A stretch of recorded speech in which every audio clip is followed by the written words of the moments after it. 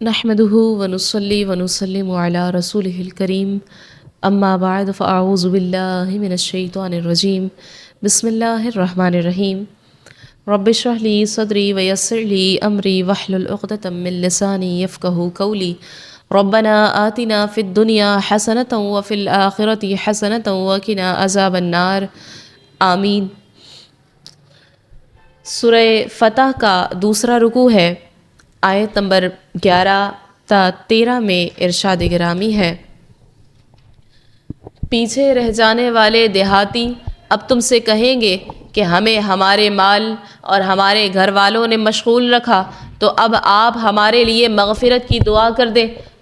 وہ اپنی زبانوں سے وہ بات کہتے ہیں جو ان کے دلوں میں نہیں ہے۔ تم فرماؤ، اگر اللہ تمہیں نقصان پہنچانا چاہے یا وہ تمہاری بھلائی کا ارادہ فرمائے تو اللہ کے مقابلے میں کون تمہارے لیے کسی چیز کا اختیار رکھتا ہے؟ بلکہ اللہ تمہارے کاموں سے خبردار ہے۔ بلکہ تم تو یہ سمجھے ہوئے تھے کہ رسول اور مسلمان ہرگز کبھی اپنے گھر والوں کی طرف واپس نہ آئیں گے، اور یہ بات تمہارے دلوں میں بڑی خوبصورت بنا دی گئی تھی، اور تم نے یہ بہت برا گمان کیا تھا، اور تم ہلاک ہونے والے لوگ تھے۔ اور جو اللہ اور اس کے رسول پر ایمان نہ لائے تو بے شک ہم نے کافروں کے لیے بھڑکتی آگ تیار کر رکھی ہے۔ جب رسول اللہ صلی اللہ علیہ وسلم حدیبیہ کے سال عمرے کی نیت سے مکہ مکرمہ جانے کا آپ نے ارادہ فرمایا تو مدینہ منورہ سے قریبی گاؤں والے اور دیہاتی جن کا تعلق غفار، مزینہ، جہینہ، اشجع اور اسلم قبیلے سے تھا، کفار قریش کے خوف سے آپ کے ساتھ نہیں گئے۔ حالانکہ نبی اکرم صلی اللہ علیہ وسلم نے عمرے کا احرام باندھا تھا اور قربانی کے جانور بھی ساتھ تھے، جس سے صاف ظاہر تھا کہ جنگ کا ارادہ نہیں ہے۔ پھر بھی بہت سے دیہاتیوں پر جانا بھاری ہوا اور وہ کام کا بہانہ کر کے وہیں رہ گئے، اور حقیقت میں ان کا گمان یہ تھا کہ قریش بہت طاقتور ہے، اس لیے مسلمان ان سے بچ کر نہیں آئیں گے بلکہ سب وہیں ہلاک ہو جائیں گے۔ تو اس آیت مبارکہ میں جو فرمایا گیا، ان دیہاتیوں کے بارے میں خبر دیتے ہوئے اللہ تعالیٰ نے فرمایا کہ اے حبیب صلی اللہ علیہ وسلم، اللہ تعالیٰ کی مدد سے معاملہ ان دیہاتیوں کے خیال کے بالکل خلاف ہے۔ معاملہ ان دیہاتیوں کے بالکل خلاف ہوا ہے، اور جب اس کی خبر پہنچے گی تو انہیں آپ کے ساتھ نہ جانے پر افسوس ہوگا، اور جب آپ واپس جائیں گے اور پیچھے رہ جانے والے دیہاتیوں پر عتاب فرمائیں گے تو وہ معذرت کرتے ہوئے آپ سے کہیں گے کہ ہمیں ہمارے مال اور ہمارے گھر والوں نے مشغول رکھا، کیونکہ عورتیں اور بچے اکیلے تھے اور کوئی ان کی خبر گیری کرنے والا نہ تھا، اس لیے ہم آپ کے ساتھ جانے سے قاصر رہے۔ تو اب آپ ہمارے لیے مغفرت کی دعا کر دیں تاکہ اللہ تعالی ہمارے اس قصور کو معاف کر دے جو ہم نے آپ کے ساتھ نہ جا کر کیا۔ اے حبیب صلی اللہ علیہ وسلم، یہ لوگ عذر پیش کرنے اور مغفرت طلب کرنے میں جھوٹے ہیں، کیونکہ وہ اپنی زبانوں سے ایسی بات کہتے ہیں جو ان کے دلوں میں نہیں ہے، اور انہیں اس بات کی کوئی پرواہ نہیں کہ آپ ان کے لیے مغفرت طلب کرتے ہیں یا نہیں۔ اور جب یہ لوگ آپ کے سامنے عذر پیش کریں تو ان سے فرما دیں، اگر اللہ تبارک و تعالیٰ تمہیں نقصان پہنچانا چاہے یا وہ تمہاری بھلائی کا ارادہ فرمائے تو اللہ تعالیٰ کے مقابلے میں کون تمہارے لیے کسی چیز کا اختیار رکھتا ہے۔ اس سے مراد یہ ہے کہ اگر تمہارے مال و اولاد پر آفت آنے والی ہوتی تو تم یہاں رہ کر وہ آفت دور نہ کر دیتے، اور اگر نہ آنے والی ہوتی تو تمہارے جانے سے وہ ہلاک نہ ہو جاتے، پھر تم کیوں ایسی نعمت عظمیٰ یعنی بیت رضوان سے محروم رہے؟ اور تم یہ نہ سمجھنا کہ مجھے تمہارے اس جھوٹ کی خبر نہیں، بلکہ یاد رکھو کہ اللہ تعالیٰ تمہارے کاموں سے خبردار ہے، اور اس نے وحی کے ذریعے مجھے یہ بتا دیا ہے کہ تمہاری غیر حاضری کی وجہ وہ نہیں جو تم بیان کر رہے ہو، بلکہ اے منافقو، اس کی اصل وجہ یہ ہے کہ تم تو یہ سمجھے ہوئے تھے کہ رسول اللہ صلی اللہ علیہ وسلم اور مسلمان ہرگز کبھی اپنے گھر والوں کی طرف واپس نہ آئیں گے، اور دشمن ان سب کا وہی خاتمہ کر دیں گے۔ اور شیطان کی طرف سے یہ بات تمہارے دلوں میں بڑی خوبصورت بنا دی گئی تھی، یہاں تک کہ تم نے اس پر یقین کر لیا اور یہ گمان کر لیا کہ کفر غالب آئے گا، اسلام مغلوب ہو جائے گا اور اللہ تبارک و تعالیٰ کا وعدہ پورا نہ ہوگا،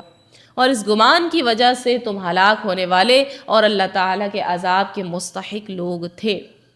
آیت نمبر 12 سے معلوم ہوا کہ اس سفر میں حضور اقدس صلی اللہ علیہ وسلم کے ساتھ جانے والے 1400 حضرات سب کامل مومن ہیں کہ اللہ تعالیٰ نے انہیں مومنون فرمایا ہے۔ اب جو بدبخت ان میں سے کسی کے ایمان میں شک کرے وہ اس آیت کا منکر ہے۔ اور آیت میں مزید فرمایا گیا وَمَن لَّمْ يُؤْمِن بِاللَّهِ وَرَسُولِهِ، اور جو اللہ اور اس کے رسول پر ایمان نہ لائے۔ اس آیت میں بتایا گیا کہ جو اللہ تعالیٰ پر اور اس کے رسول صلی اللہ علیہ وسلم پر ایمان نہ لائے اور ان میں سے کسی ایک کا بھی منکر ہو وہ کافر ہے اور اپنے کفر کی وجہ سے اس بھڑکتی آگ کا مستحق ہے جو اللہ تعالیٰ نے کافروں کے لیے تیار کر رکھی ہے۔ پھر آگے اگلی آیت مبارکہ آیت نمبر 14 میں فرمایا اور آسمانوں اور زمین کی سلطنت اللہ ہی کے لیے ہے، جس کی چاہے مغفرت فرمائے اور جسے چاہے عذاب دے، اور اللہ بخشنے والا مہربان ہے۔ بیعت کرنے والوں اور برے گمان کرنے والوں کا حال بیان کرنے کے بعد یہاں ارشاد فرمایا جا رہا ہے کہ آسمانوں اور زمین کی سلطنت اللہ تعالیٰ کے لیے ہے، وہ ان میں جیسے چاہے تصرف فرمائے، اور جس کی شان یہ شان ہے کہ وہ اپنی مشیت کے مطابق جس کی چاہے مغفرت فرمائے اور جسے چاہے عذاب دے، اور اس کی مغفرت و رحمت عذاب کے مقابلے میں زیادہ ہے۔ جیسا کہ آیت کے آخر میں یہ ارشاد فرمانے سے معلوم ہوا کہ اللہ تبارک و تعالی بخشنے والا مہربان ہے۔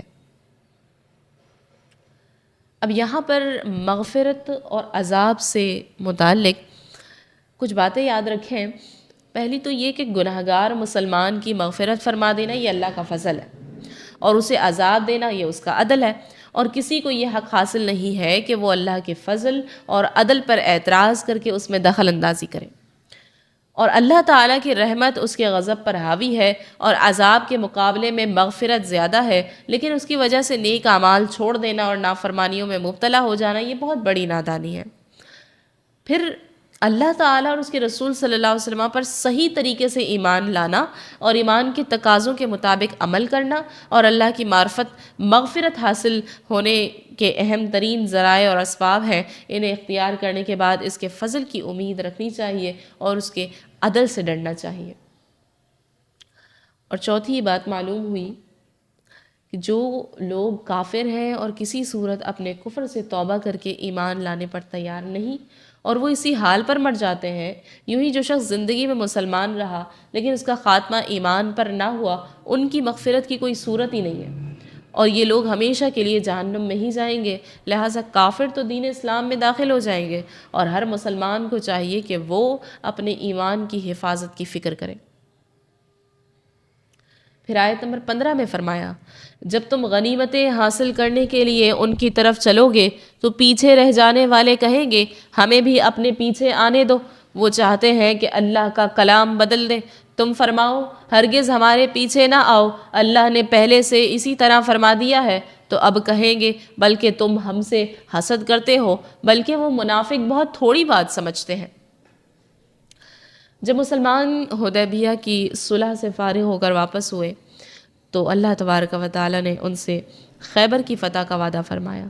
اور وہاں سے حاصل ہونے والے غنیمت کے اموال حدیبیہ میں حاضر ہونے والوں کے لیے خاص کر دیے گئے۔ جب خیبر کی طرف روانہ ہونے کا وقت آیا تو مسلمانوں کو یہ خبر دی گئی کہ جو لوگ حدیبیہ میں حاضر نہیں ہوئے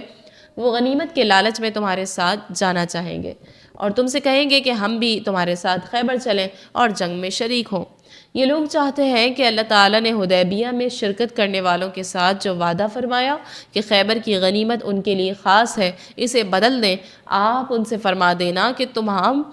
تم ہمارے پیچھے ہرگز نہ آؤ، اللہ تعالیٰ نے ہمارے مدینہ منورہ آنے سے پہلے یوں ہی فرما دیا ہے کہ غزوہ خیبر میں وہی شریک ہوں گے، اور اس کی غنیمتیں انہیں ہی ملیں گی جنہوں نے حدیبیہ میں شرکت کی تھی، اور ہم تمہیں اپنے ساتھ آنے کی اجازت دے کر اس حکم کی خلاف ورزی نہیں کر سکتے۔ یہ جواب سن کر وہ صحابہ کرام رضی اللہ تعالی عنہم سے کہیں گے ایسی بات نہیں ہے، بلکہ حقیقت یہ ہے کہ تم ہم سے حسد کرتے ہو اور یہ گوارہ نہیں کرتے کہ ہم تمہارے ساتھ غنیمت کا مال پائیں۔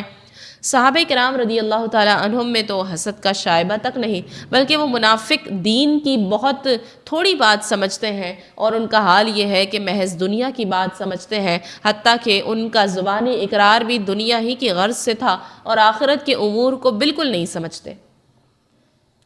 یہاں پر فتح خیبر، اس سے حاصل ہونے والی غنیمت کی تقسیم سے متعلق مزید 2 باتیں سماعت کیجئے۔ ایک تو یہ کہ صلح حدیبیہ 6 ہجری میں ہوئی اور فتح خیبر 7 ہجری میں۔ خیبر نہایت آسانی سے فتح ہو گیا اور وہاں مسلمانوں کو بہت غنیمتیں ملی۔ دوسری بات یہ کہ حضرت جعفر رضی اللہ عنہ اپنے ساتھیوں کے ہمراہ جنگ خیبر کے موقع پر حبشہ سے پہنچے تو رسول اللہ صلی اللہ علیہ وسلم نے انہیں بھی غنیمت سے حصہ دیا۔ یہ عطیہ سلطانی تھا، لہٰذا اس عطا کی وجہ سے آپ صلی اللہ علیہ وسلم پر کوئی اعتراض نہیں کیا جا سکتا۔ پھر آگے آیت نمبر 16 میں فرمایا، پیچھے رہ جانے والے دیہاتیوں سے فرماؤ، ان قریب تمہیں ایک سخت لڑائی والی قوم کی طرف بلایا جائے گا، تم ان سے لڑو گے یا وہ مسلمان ہو جائیں گے، پھر اگر تم فرما برداری کرو گے تو اللہ تمہیں اچھا ثواب دے گا، اور اگر پھرو گے جیسے تم اس سے پہلے پھر گئے تھے تو وہ تمہیں دردناک عذاب دے گا۔ اللہ تبارک و تعالیٰ نے اپنے رسول صلی اللہ علیہ وسلم کو یہ حکم دیا کہ وہ حدیبیہ میں شریک نہ ہونے والے دیہاتیوں کو جنگ خیبر میں اپنے ساتھ آنے سے منع کر دیں، اور ان دیہاتیوں کا حال یہ تھا کہ ان کا تعلق مختلف قبائل سے تھا، اور ان میں بعض ایسے بھی تھے جن کے تائب ہونے کی امید تھی، اور بعض ایسے بھی تھے جو نفاق میں بہت پختہ اور سخت تھے۔ اللہ تعالیٰ کو انہیں آزمائش میں ڈالنا منظور ہوا تاکہ توبہ کرنے والے اور نہ کرنے والے میں فرق ہو جائے۔ اس لیے حکم ہوا کہ اے حبیب صلی اللہ علیہ وسلم، ان دیہاتیوں سے فرما دیجئے ان قریب تمہیں ایک سخت لڑائی کرنے والی قوم کی طرف بلایا جائے گا تاکہ تم ان سے جنگ کرو یا وہ لوگ مسلمان ہو جائیں، پھر اگر تم بلانے والے کی فرما برداری کرو گے تو اللہ تعالیٰ تمہیں دنیا میں غنیمت اور آخرت میں جنت کی صورت میں اچھا اجر دے گا، اور اگر فرما برداری کرنے سے پھرو گے جیسے تم اس سے پہلے حدیبیہ کے موقع پر پھر گئے تھے تو وہ تمہیں آخرت میں دردناک عذاب دے گا۔ پھر سخت لڑائی والی قوم سے کون لوگ مراد ہیں، ان کے بارے میں مفسرین کے کئی اقوال موجود ہیں۔ ایک قول تو یہ ہے کہ ان سے یمامہ کے رہائشی بنو حنیفہ مراد ہیں، جو کہ مسیلمہ کذاب کے قوم کے لوگ ہیں، اور ان سے جنگ کرنے کے لیے حضرت ابوبکر صدیق رضی اللہ عنہ نے دعوت دی۔ حضرت رافع بن خدیج فرماتے ہیں کہ اللہ کی قسم ہم اس آیت کو پہلے پڑھتے تھے اور ہمیں معلوم نہیں تھا کہ اس جنگجو قوم سے کون سی قوم مراد ہے، حتیٰ کہ حضرت ابوبکر صدیق رضی اللہ عنہ نے ہمیں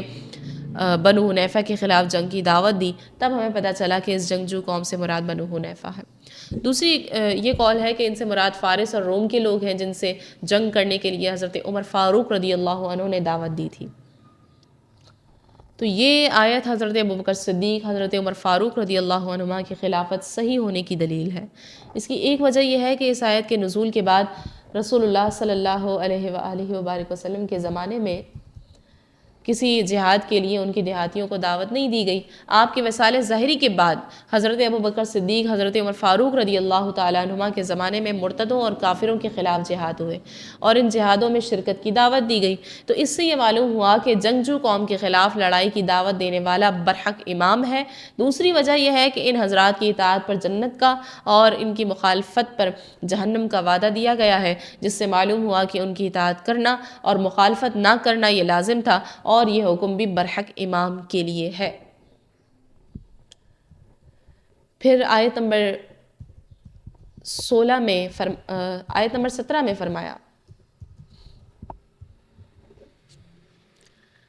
اندھے پر کوئی تنگی نہیں اور نہ لنگڑے پر کوئی مضائقہ اور نہ بیمار پر کوئی حرج ہے، اور جو اللہ اور اس کے رسول کا حکم مانے تو اللہ اسے باغوں میں داخل فرمائے گا جن کے نیچے نہریں بہتی ہیں، اور جو پھرے اللہ اسے دردناک عذاب دے گا۔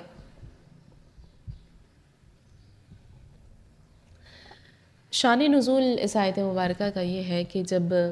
اوپر کی آیت جو ہم نے ابھی سماعت کی ہے وہ نازل ہوئی تو جو لوگ اباہج اور معذور تھے انہوں نے عرض کی کہ یا رسول اللہ صلی اللہ علیہ وسلم ہمارا کیا حال ہوگا؟ تو اس پر آیت مبارکہ نازل ہوئی اور فرمایا گیا کہ جہاد سے رہ جانے کی صورت میں اندھے پر کوئی تنگی نہیں اور نہ لنگڑے پر کوئی مضائقہ اور نہ بیمار پر کوئی حرج کہ یہ عذر ظاہر ہے اور ان کے لیے جہاد میں حاضر نہ ہونا جائز ہے، کیونکہ نہ یہ لوگ دشمن پر حملہ کرنے کی طاقت رکھتے ہیں نہ اس کے حملے سے بچنے اور بھاگنے کی۔ یاد رکھیے کہ انہیں کے حکم میں وہ بوڑھے اور ضعیف افراد بھی داخل ہیں جنہیں نشست و برخاست کی طاقت نہیں، اسی طرح وہ بیمار بھی اس میں داخل ہیں جنہیں دمہ کھانسی یا جن کی تلی بہت بڑھ گئی ہے اور انہیں چلنا پھرنا جو ہے وہ دشوار ہے۔ ظاہر ہے کہ یہ عذر جہاد سے روکنے والا ہے۔ ان کے علاوہ اور بھی آزار ہیں جن کے ہوتے ہوئے جہاد میں شرکت نہ کرنا یہ جائز ہے، مثلا انتہا درجے کی محتاجی اور سفر کے لیے درکار ضروری چیزوں پر قدرت نہ رکھنا، یا ایسی ضروری مشغولیات جو سفر سے مانع ہو، جیسے کسی ایسے مریض کی خدمت میں مصروف ہے جس کی خدمت کرنا اس پر لازم ہے اور اس کے سوا کوئی اور اس کی خدمت کا انجام دینے والا نہیں ہے۔ پھر آیت میں فرمایا وَمَن يُطِعِ اللَّهَ وَرَسُولَهُ، اور جو اللہ اور اس کے رسول کا حکم مانے، اور جو اللہ اور اس کے رسول کا حکم مانے۔ ارشاد فرمایا جو شخص جہاد اور اس کے علاوہ دیگر احکام میں اللہ اور اس کے رسول صلی اللہ علیہ وسلم کا حکم مانے گا تو اس کی جزا کے طور پر اللہ تعالیٰ اسے ایسے باغوں میں داخل فرمائے گا جن کے نیچے نہریں بہتی ہیں، اور جو اطاعت سے اعراض کرے گا اور کفر و نفاق پر ہی قائم رہے گا تو اس کی سزا کے طور پر اللہ تعالیٰ اسے آخرت میں دردناک عذاب دے گا۔